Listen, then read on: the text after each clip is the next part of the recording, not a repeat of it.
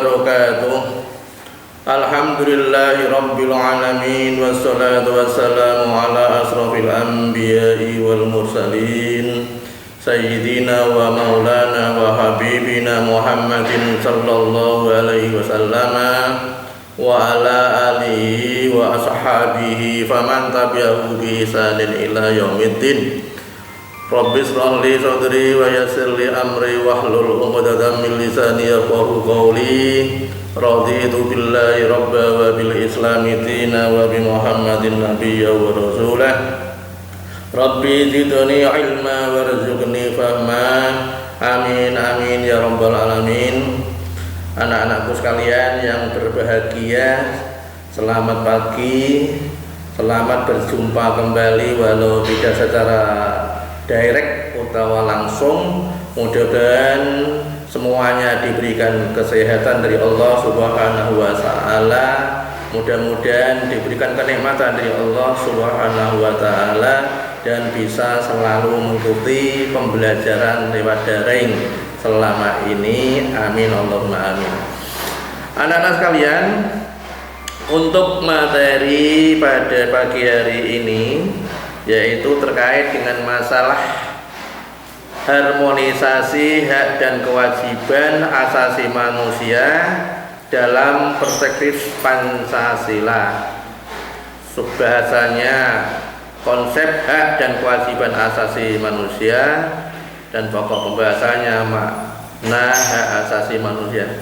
Sebelum kita lanjut, saya memakai acuan buku dari terbitan Airlangga. Nih, dari Airlangga ini bisa digunakan sebagai acuan. Kemudian di samping itu saya menggunakan materi LKS untuk kelas 11 ini nanti insya Allah akan dikasih oleh Bapak yang telah disediakan oleh Bapak kurikulum. Anak-anak sekalian, terkait dengan masalah hak-hak asasi manusia, maka sebelum kita berbicara ke sana ada beberapa pembagian apa yang dimaksud dengan hak dan juga apa yang dimaksud dengan kewajiban. Kalau hak itu merupakan anugerah dari Tuhan yang diberikan kepada manusia. Jadi kalau hak itu berasal dari Tuhan, kemudian manusia. Ininya adalah bersifat universal.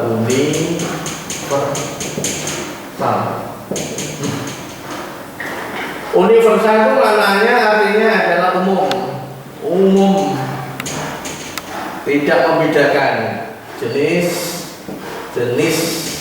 kelamin, agama, suku, budaya dan lain-lain di LL. Itu hak yang dinamanya hak. Tuhan memberikan hak kepada manusia yang sifatnya adalah universal, itu tanpa membedakan jenis kelamin, agama, suku, budaya dan lain-lain. Dan sifatnya adalah menempel. Sifatnya adalah menempel atau melekat. Jadi diberikan oleh manusia yang sifatnya adalah universal, umum tanpa membedakan jenis kelamin, agama, suku, budaya dan lain-lain. Itu sifatnya adalah menempel. Jadi itu yang namanya hak. Tapi yang namanya kewajiban, ada yang namanya kewajiban.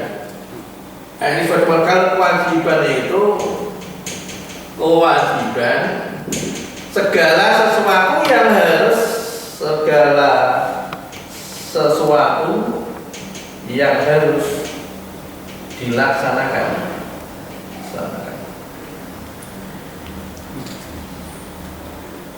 Itu kewajiban. Kalau tidak dilaksanakan, itu adalah dosa.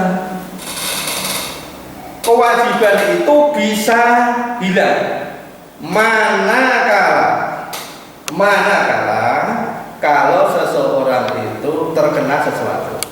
Itu kewajiban. Sedangkan kewajiban ini diperoleh setelah seseorang itu memenuhi syarat-syarat tertentu. Jadi mudah ya, manusia dan universal umum nih. Jadi kewajiban segala sesuatu yang harus dilakukan setelah seseorang itu memenuhi syarat-syarat tertentu. Jadi bedanya adalah kalau hak itu melekat menempel manusia semenjak lahir, merupakan anugerah dari Tuhan, sedangkan kewajiban itu adalah segala sesuatu yang harus dilakukan oleh seseorang setelah memenuhi persyaratan tertentu. Contoh, kewajiban. Seseorang dapat melakukan suatu kewajibannya setelah mendapat persyaratan tertentu, diantaranya adalah kalau anak sudah berusia yang laki-laki maupun perempuan, misalkan saja usia sudah 9 tahun, 10 tahun, 11 tahun, atau 12 tahun contohnya, kalau sudah balik maka dia harus melakukan kewajiban untuk melaksanakan sholat atau puasa. Seorang lagi, kalau kewajiban itu segala sesuatu yang harus dilaksanakan bila mana kalau seseorang itu telah memenuhi persyaratan tertentu. Misalnya atau contohnya, bila mana seseorang itu atau anak itu sudah usia 9, ada yang 10, ada 11, yang 12, maka sudah akil balik itu diwajibkan untuk melakukan segala sesuatu yang telah ditetapkan menurut ketentuan-ketentuan yang berlaku atau syariah. Dan bila itu tidak dilakukan, maka hukumnya orang tersebut adalah dosa. Itu kewajiban. Bila mana hal itu sudah dilakukan, maka itu akan mendapatkan pahala. Terus pokok permasalahannya adalah bagaimana Pak bila mana anak itu belum berusia 9, 10, 11 atau 12 tahun, itu belum dikenai kewajiban karena belum memenuhi syarat-syarat tertentu yang telah ditentukan oleh syariat. Lah, kewajiban itu sendiri bisa hilang manakala ada seseorang di mana seseorang itu terganggu kesehatan jiwanya, maka kewajibannya itu akan hilang. Maka kalau ada orang, misalnya ada orang yang gila, ada orang yang tidak sehat akalnya, maka itu ya tidak dikenai oleh kewajiban. Kewajibannya itu hilang karena apa? Tidak sehat akal. Itu misalnya dulu. Jadi itu diantaranya kewajiban dan HAM tadi. Kalau HAM itu menempel, itu merupakan anugerah dari Tuhan Yang Maha Esa yang diberikan manusia semenjak itu lahir, dan itu sifatnya umum, universal, tidak membedakan jenis kelamin, tidak membedakan agama, tidak membedakan suku, tidak membedakan warna kulit, tidak membedakan itu budaya. Nah, dengan demikian maka itu bedanya antara itu hak dan itu kewajiban. Paham ya? Ya, kita lanjut. Kemudian macam-macamnya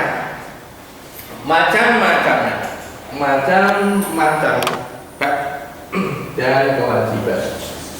Macam-macamnya hak dan kewajiban. Macam-macam hak dan kewajiban. Macam-macam atau hak berserikat.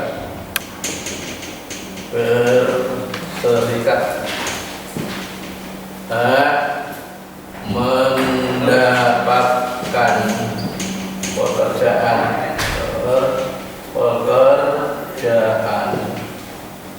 hak memilih, hak dipilih. Ini macam-macam hak. Sedangkan yang kewajiban itu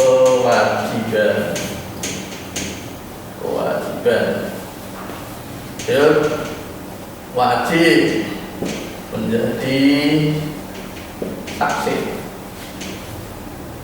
wajib membayar pajak, wajib menaati orang tua. DLL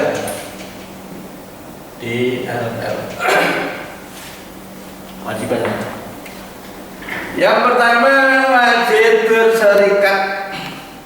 Jadi bila mana ada orang yang hendak melakukan pertemuan, melakukan diskusi, melakukan musyawarah, itu dijamin haknya.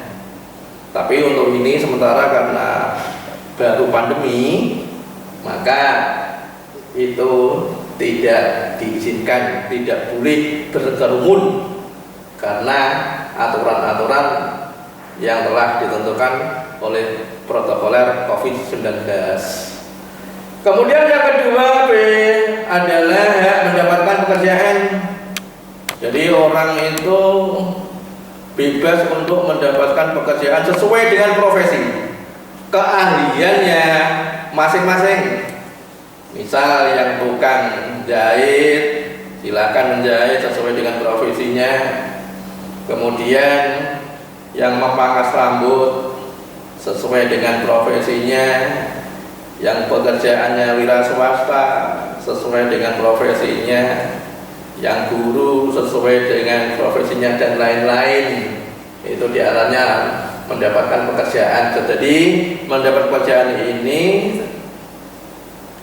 untuk semua orang sesuai dengan keahlian masing-masing. Kemudian hak memilih, hak memilih. Misal dalam pemilihan umum ini ya, misalkan memilih partai-partai yang ada yang termasuk kontestan dalam peserta pemilu dan lain-lain, monggo sesuai dengan pilihannya sendiri-sendiri, tidak bisa dipaksakan, tidak bisa diintimidasi dan lain-lain, nggak bisa. Itu sesuai dengan selera dan hati nurani masing-masing pemilih. Kemudian hak dipilih, seorang bisa dipilih, dicalonkan sebagai tokoh karena memenuhi kriteria-kriteria yang telah ditentukan sehingga itu cocok buat masyarakat, ya bisa juga itu dipilih, ya memilih dan dipilih. Di samping itu juga biasanya ini anak-anak yang muda bisa memilih, yang laki bisa memilih jodoh, jadi ya itu selera ini memilih. Dia juga bisa dipilih, yang cewek-cewek itu bisa dipilih oleh yang laki, yang laki-laki bisa memilih yang perempuan bisa mereka itu. Tapi semuanya itu ya tergantung, harus siap diterima dan siap ditolak. Diterima ya alhamdulillah, Kalau ditolak ya dihindari itu aja lah, cari yang lain karena belum jodoh. Ini yang muda-muda, ini yang sudah tua-tua itu ya tidak gitu. Dan lain-lain itu yang kaitannya dengan masalah macam-macam hak. Kemudian yang wajib membayar menjadi saksi bila mana terjadi hal-hal yang sekiranya hal tersebut itu perlu diperlukan saksi, misalkan ada kecelakaan. Nah, biasanya sini itu kalau terjadi kecelakaan sesuatu itu malah orangnya itu belayu atau lari, mengapa begininya? Nah ini disebabkan dikarenakan ya karena tadi orang sekarang itu tidak mau dengan urusan. Kalau nanti dicari sebenarnya itu kenai yang namanya wajib itu memberikan informasi sesuai dengan keadaan yang ada. Jadi kalau ada A ya B ya B, itu mestinya mau menjadi saksi. Yang kedua, wajib membayar pajak sebagai warga negara yang baik, yang taat kepada pemerintah, maka dipenuhilah kewajiban-kewajiban untuk membayar pajak. Ya, termasuk ini anak-anak sekolah ini. Kalau memang itu terkait dengan masalah pajak anak-anak ya SPI itu gitu. Kalau sudah dikasih orang tua ya harus segera dibayarkan. Malah jangan digunakan yang lain. Nanti kalau digunakan yang lain akibatnya final nanti kalau ada semesteran atau semester itu biasanya semua persyaratan harus clear semua. Nah, makanya jangan sampai terkendala oleh keadaan. Oleh karena itu maka kalau sudah dikasih orang tua maka segera bayarkan. Jangan malah digunakan untuk memberikan paketan cewek, ya kurang baik gitu. Kan dulu ada kasus anak mana itu, nanti semuanya SPI-nya sudah penuh semua, lah dia sudah dikasih 3 bulan oleh orang tuanya, tidak digunakan bayar, akhir orangnya tuanya dipanggil di sekolah, setelah cek-cekan itu ternyata uang yang sebenarnya jatah untuk SPI malah digunakan untuk dipaketan oleh ceweknya. Ini kan luar biasa sembrononya itu sebagai pengalaman aja, maka anak sekalian ini karena tadi itu sudah yang kelas 10 jadi kelas 11, makanya saya minta yang dewasa dalam menghadapi berbagai macam keadaan yang ada di sini. Ya kita perlu membantu pada orang tua, kalau sudah dikasih ya harus bayarkan, itu yang jujur. Kemudian yang berikutnya wajib menaati peraturan. Kalau sekiranya anak-anak masuk sekolah itu jam 7, ya sebenarnya sebelum jam 7 itu udah mandi, persiapan, kemudian sarapan, kemudian disemir apanya itu sepatunya, kemudian buku-bukunya kita dicepakkan semua. Supaya apa? Supaya nanti itu pas deal kita mau masuk sekolah tidak terjadi hambatan-hambatan. Kadang-kala ditanya oleh Pak Guru, Ibu Guru, lupa, telat, kari dan macam-macam itu kan hanya alasan-alasan saja itu.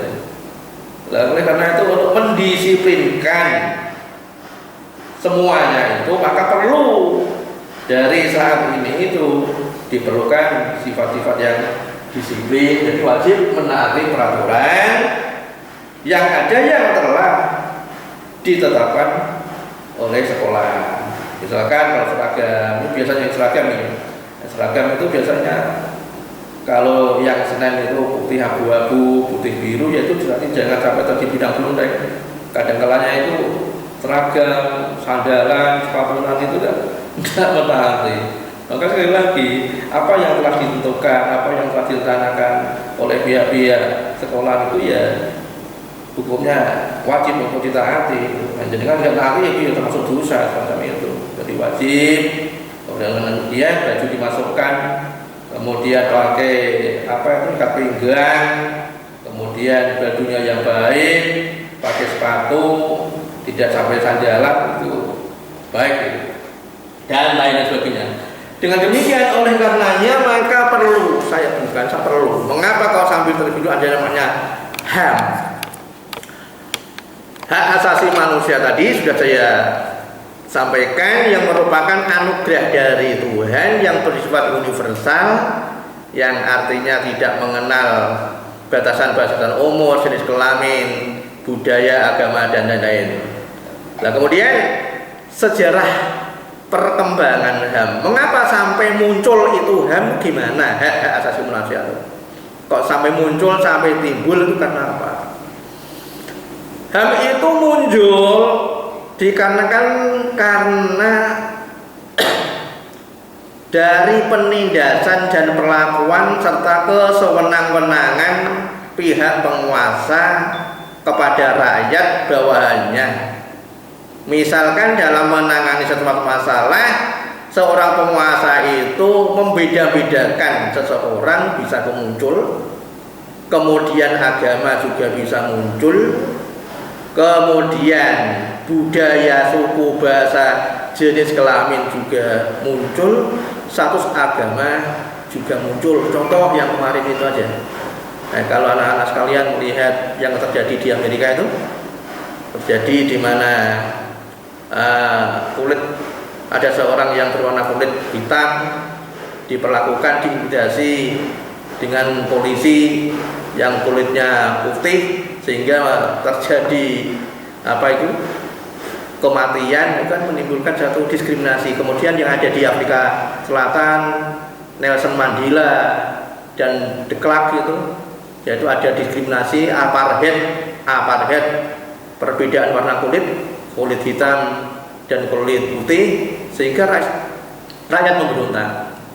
Nah, jadi sekali lagi itu ditimbulkan karena sewenang-wenangan penguasa. Nah, penguasa ini bisa raja, bisa presiden, bisa gubernur, bisa bupati, bisa lurah, dan lain-lain menurut situasi, kondisinya, lingkungannya, miliunya masing-masing. Mungkin karena rajanya, karena presidennya, karena gubernurnya, karena bupatinya dan lurahnya, itu bisa menimbulkan. Dan sekarang yang marah itu kan demo kemarin terjadi di mana itu, di Banjarnegara mana itu, ada yang sebenarnya raskin atau BLK yang diberikan kepada rakyat, akan tetapi disalahgunakan oleh kepala desa, sehingga kepala desa kemarin itu digeruduk banyak masyarakat, sampai-sampai kantor balai desanya itu kursinya, mejanya dibanting oleh masyarakat. Itu kan termasuk dari penyalahan HAM itu sendiri. Maka sekali lagi itulah karena terjadi kesewenang-wenangan penguasa, sehingga timbul akhirnya itu perlawanan dari rakyat. Nah, kemudian kelahiran ini diawali dari negara Eropa, yaitu di negara Inggris, di mana waktu itu kediktatoran Raja Inggris yang bernama Raja John Locke tahun 1215. Di antaranya di sini ada petisi atau isi tuntutan daripada raja itu sendiri. Yang pertama, karena kesewenang-wenangan Raja John Locke itu tadi membuat rakyat marah, sehingga meletuslah meluaplah kemarahan rakyat.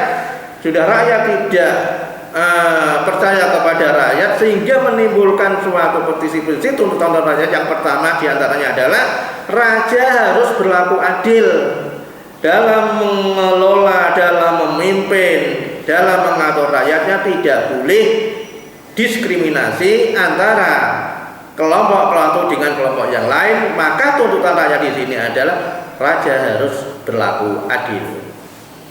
Kemudian yang berikutnya tuntutan rakyat yang sebelumnya, yang dikenal dengan piagam Magna Carta itu ya, raja dihukum berdasarkan pelanggaran. Bila mana yang namanya seseorang itu pasti mempunyai kekhilafan atau kesalahan. Nah, dengan demikian karena rakyat tahu bahwa rajanya itu salah, ya makanya harus dihukum. Sama-sama diperlakukan seperti rakyatnya. Ikut tuntutan rakyat yang terjadi di di Inggris kala itu, sehingga muncul tadi itu apa yang namanya HAM tadi itu, hak asasi itu. Jadi diperlakukan agar berlaku adil, raja harus berdasarkan dihukum bila mana itu salah. Kemudian yang ketiga, raja diminta pertanggungjawaban bila mana ada hal-hal yang sekiranya itu tidak sesuai dengan ketentuan-ketentuan yang berlaku, maka di sini adalah raja bertanggung jawab. Termasuk kemarin yang terjadi di Thailand itu ya, di Thailand kemudian di negara-negara yang lain, kemudian ada juga yang ada di Hong Kong gitu ya, sehingga muncul demonstrasi yang sangat luar biasa sekali. Kemudian yang terakhir adalah raja segera menegakkan hak dan keadilan. Sekali lagi, disinilah letak daripada keadilan itu seorang pemimpin atau penguasa. Semoga apa yang telah saya sampaikan pada pagi ini bisa bermanfaat bagi anak sekalian, dan besok insya Allah kita lanjutkan kembali pada pertemuan tatap muka. Kalau memang sekarang nanti ada pertemuan tatap muka, lebih bisa kita langsung untuk bermuajah, bertemu, supaya nanti bisa gamblang untuk menjelaskan yang lebih lanjut. Dari saya sampai sekian dulu, besok kita lanjut untuk pertemuan yang datang. Mudah-mudahan bermanfaat dan mendapatkan keberkahan dari Allah Subhanahu wa taala. Akhiran, wassalamualaikum warahmatullahi wabarakatuh.